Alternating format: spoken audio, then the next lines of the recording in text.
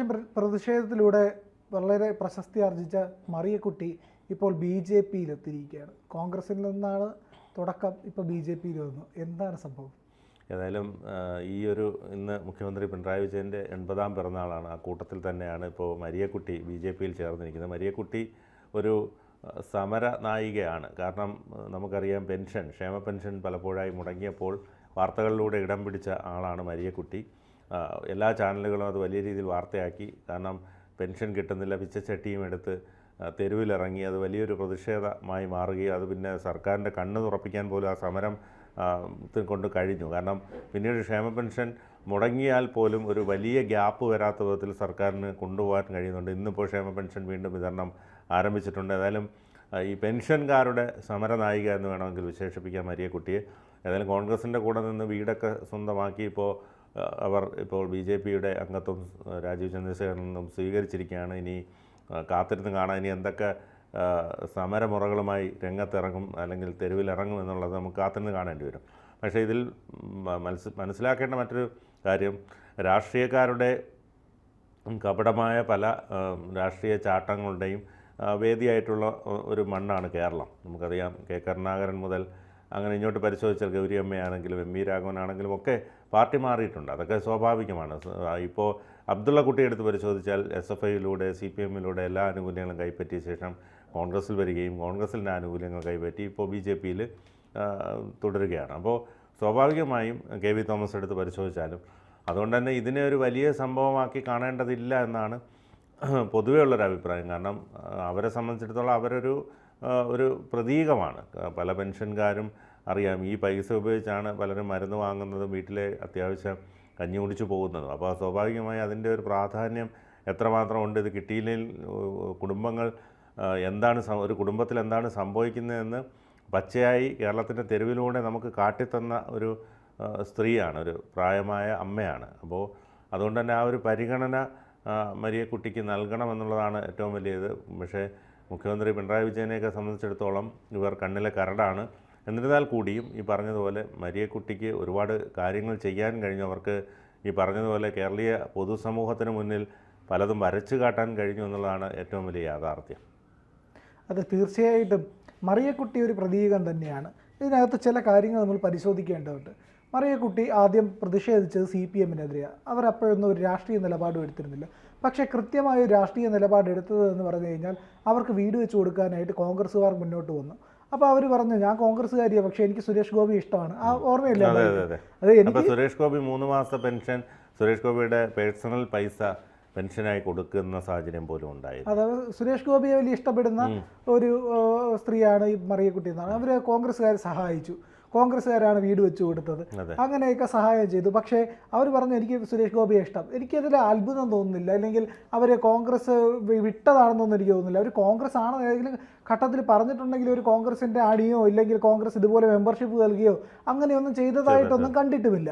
അപ്പോൾ സ്വാഭാവികമായിട്ടും അവരിപ്പോൾ ഒരു നിലപാട് സ്വീകരിച്ചു, അവരൊരു പാർട്ടി മെമ്പർഷിപ്പ് എടുക്കാൻ തീരുമാനിക്കുന്നു. അത് അവരുടെ രാഷ്ട്രീയ സ്വാതന്ത്ര്യമായിട്ട് കണക്കാക്കും. കോൺഗ്രസിന് സഹായം കൈപ്പറ്റി എന്നുള്ളത് ശരിയാണ്. അത് സ്വാഭാവികമായിട്ടും അങ്ങോട്ട് ചെന്ന് കോൺഗ്രസ്സുകാർ കൊടുത്തതല്ലേ, അത് അവർക്ക് നിഷേധിക്കാൻ കഴിയില്ലല്ലോ. അവർ സ്വീകരിച്ചു. വീടില്ലാത്ത ഒരാൾ വീട് കൊടുക്കാമെന്ന് പറഞ്ഞു കഴിഞ്ഞാൽ ഒരാൾക്ക് സ്വാഭാവികമായിട്ട് സ്വീകരിക്കും. ഇപ്പോൾ അവർ രാഷ്ട്രീയ നിലപാടെടുക്കാൻ സമയമായപ്പോൾ അവർ ആ പറയുന്ന രാഷ്ട്രീയ നിലപാടെടുത്തിരിക്കുന്നു. അവർക്ക് എന്തൊക്കെയോ കാരണങ്ങൾ കൊണ്ട് BJP ശരിയാണെന്ന് തോന്നിയിരിക്കുന്നു. അതിൽ യാതൊരു തെറ്റും പറയാനില്ല. കാരണം ഈ രാജ്യത്തിൻ്റെ ഇന്നത്തെ അവസ്ഥയിൽ അവരും പത്രം വായിക്കുന്നതല്ലേ. ആ അമ്മയ്ക്ക് അറിയാമല്ലോ രാജ്യം എങ്ങോട്ടാണ് പോകുന്നത്, രാജ്യത്തിന് എതിരെ ചോദ്യം ചെയ്യുന്ന ആരാണ്, രാജ്യത്തിനൊപ്പം നിൽക്കുന്ന ആരാണ്. അതാമ്മ തിരിച്ചറിഞ്ഞു. ഒരു വലിയമ്മ, വല്ല പ്രായമുള്ളത്. അപ്പോൾ അവർക്ക് ഇത്രയും നാൾ കണ്ടത് അവർ ഇന്ത്യ മുഴുവൻ രാഷ്ട്രീയത്തെയും അവർ ഈ പറയുന്ന അവരുടെ ജീവിതകാലത്ത് കണ്ടതാണ്. എന്ന് പറഞ്ഞു കഴിഞ്ഞാൽ രാഷ്ട്രീയത്തെ ഗഹനമായി പഠിച്ചിട്ടോ ഇല്ലെങ്കിൽ അങ്ങനെയൊന്നുമില്ല. ഒരു സാധാരണ സ്ത്രീ, സാധാരണക്കാരിൽ സാധാരണക്കാരിയായ സ്ത്രീ അവരുടെ ജീവിതാനുഭവങ്ങളിലൂടെ കടന്നു വരുമ്പോൾ ഈ രാജ്യത്തിൻ്റെയും ഈ നാട്ടിൻ്റെയും ഒക്കെ രാഷ്ട്രീയത്തിൽ കൂടെ തന്നെയാണ് കടന്നു പോകുന്നത്. അതുകൊണ്ട് നമ്മളൊക്കെ രാഷ്ട്രീയം പഠിച്ച സർവ്വജ്ഞാന കോശങ്ങളാണെന്നും ഒന്നും അറിയില്ലെന്നും അവരാരോ പറയുന്നത് കേട്ട് BJPയിലേക്ക് പോകുന്നതാണെന്നും ഒക്കെയാണ് സോഷ്യൽ മീഡിയയിലെ വിമർശനം. അങ്ങനെയല്ല, അവർ ഈ സമൂഹത്തിൽ ജീവിക്കുന്നവർ, അവർക്കും കൃത്യമായിട്ട് കാര്യങ്ങളൊക്കെ അറിയാമെന്നുള്ള, ആർക്ക് വോട്ട് ചെയ്യണം, ഏത് രാഷ്ട്രീയ നിലപാട് എടുക്കണമെന്നൊക്കെ അവർക്ക് കൃത്യമായ ബോധ്യമുണ്ട്. ആ ബോധ്യത്തിൽ നിന്നുകൊണ്ട് തന്നെയാണ് അവർ BJP രാഷ്ട്രീയത്തിലേക്ക് എത്തിയത്, അവർ ആ രാഷ്ട്രീയം സ്വീകരിച്ചത് എന്ന് എനിക്ക് തോന്നുന്നു. പിന്നെ അതുപോലെ തന്നെ ഇത് മാറുന്ന കേരളത്തിൻ്റെ ഒരു ഉദാഹരണമായിട്ടാണ് വേണമെങ്കിൽ പറയാം. അതായത് ക്രിസ്തീയ ജനത കൂടുതൽ ഈ പറയുന്ന BJP-യിലേക്ക് അടുത്തുകൊണ്ടിരിക്കുകയാണ്. ക്രിസ്ത്യാനികൾക്ക് അറിയാം, മുനമ്പം കൂടി വന്നതോടുകൂടി അവർക്ക് നിലനിൽക്കണമെങ്കിൽ ഈ പറയുന്ന പല ശക്തികളും ലോകത്തിൽ തന്നെ എങ്ങനെയാണ്, ഇപ്പോൾ നമുക്കറിയാം ലിബിയ എന്ന് പറയുന്ന രാജ്യത്തിൻ്റെ ക്രിസ്ത്യൻ രാജ്യമായിരുന്ന രാജ്യമാണ് ലിബിയ. വലിയ ക്രിസ്ത്യൻ മേഖലയായിരുന്നു, അവിടെ ക്രിസ്തീയ രാജ്യമായിരുന്നു. അത് പിന്നെ എങ്ങനെയാണ് ഇങ്ങനെ ആയത്, ഈ അവസ്ഥയിലേക്ക് പോയത്? അതുപോലെ തന്നെ അർമേനിയക്കെതിരെ എന്തുകൊണ്ടാണ് അസർബൈജാൻ യുദ്ധം നടത്തുന്നത്? അസർബൈജാൻ എങ്ങനെയുള്ള രാജ്യമാണെന്ന് അറിയാം, ഇസ്ലാമിക രാജ്യമാണ്. അർമേനിയ എന്ന് പറഞ്ഞ ഒരു ക്രിസ്ത്യൻ രാജ്യമാണ്. അപ്പോൾ തുർക്കിക്ക് എന്തുകൊണ്ടാണ് ഇപ്പോൾ ഈ പറയുന്ന ജൂതരോട് എന്തുകൊണ്ടാണ് ഇറാന് പ്രശ്നം, സിറിയയ്ക്ക് പ്രശ്നം, ലിബിയയ്ക്ക് പ്രശ്നം, ഈ പറയുന്ന ജോർദാന് പ്രശ്നം, ഈ ഈജിപ്റ്റ് ഇപ്പോൾ ഒതുങ്ങി എങ്കിൽ ഈ പറയുന്ന രാജ്യങ്ങൾക്ക് എല്ലാം പ്രശ്നമാണ്. ഈ പറയുന്ന സകല ഭീകര സംഘടനകളുടെ ആസ്ഥാനം ഖത്തറിലാണ്. അപ്പോൾ ഇതൊക്കെ യൂറോപ്യന്മാരായിട്ടുള്ള ആൾക്കാർക്കും യൂറോപ്യൻസിനും അമേരിക്കൻസിനും UK-യിലുള്ളവർക്കും ഒക്കെ കാര്യം മനസ്സിലായിട്ടുണ്ട്. ഇന്ത്യയിലെ ജനങ്ങളും ക്രിസ്തീയ വിഭാഗങ്ങളൊന്നും അത് മനസ്സിലാക്കുന്നു. അപ്പോൾ സ്വാഭാവികമായിട്ടും ഇവിടെ ശരിയായ ശക്തി ആര് എന്നുള്ളത് അവർക്കറിയാം. അവരാ ശരിയായ ശക്തിയോടൊപ്പം നിൽക്കുന്നു. ഇവിടെ എങ്ങനെ പോകണം എന്നുള്ളത് അവർക്കറിയാം, അവരതിനൊപ്പം നിൽക്കുന്നു. യാതൊരു തെറ്റും പറയാനാവില്ല. അപ്പോൾ അതുപോലെ തന്നെ BJP നിലപാടെടുക്കുന്നത് എന്തുകൊണ്ട് എന്ന് ചോദിച്ചു കഴിഞ്ഞാൽ BJP ആ നിലപാടെടുക്കുന്ന കേരളത്തിലെ സവിശേഷമായ സാഹചര്യം കൊണ്ടാണ്. കേരളത്തിൽ ഇന്ന് ഞാൻ ചോദിക്കട്ടെ, കേരളത്തിലെ ക്രിസ്ത്യാനികളുടെ രാഷ്ട്രീയം എവിടെ നിൽക്കുന്നു? കേരള കോൺഗ്രസ് CPM-ലാണെങ്കിൽ എന്തെങ്കിലും പ്രസക്തി ഉണ്ടോ? ജോസ് കെ മാണി ജയിച്ചില്ല, പ്രസക്തി പോയി. ജോസ് കെ മാണി കേരള കോൺഗ്രസിന് എത്ര അധികാര സ്ഥാനമുണ്ട്? എന്ത് ലഭിച്ചു? എന്ത് കിട്ടുന്നു? UDF-ലുണ്ടായിരുന്ന അത്ര പ്രസക്തിയെങ്കിലും ഇന്ന് കേരള കോൺഗ്രസ് ഉണ്ടോ? കേരള കോൺഗ്രസ് അത്രേ ഉള്ളൂ. റോഷി അഗസ്റ്റിൻ മന്ത്രിയായിട്ടുണ്ട്, അദ്ദേഹം ഒരു നല്ല മന്ത്രിയാണ്. പക്ഷേ എന്ത് ചെയ്യാൻ പറ്റും? പ്രസക്തമായ രീതിയിലേക്ക് കൊണ്ടുപോകാനൊന്നും കാര്യങ്ങൾ കഴിയില്ല. അതൊക്കെ പിന്നെ അപ്പനും സുഭദ്രയും മോളുമാണല്ലോ, അങ്ങനെയാണല്ലോ. അപ്പനും സുഭദ്രയും ഞാനും എന്ന് പറയുന്ന രീതിയിൽ മരുമോനെ അതിനുള്ള പ്രസക്തി ഉണ്ടാവുള്ളൂ.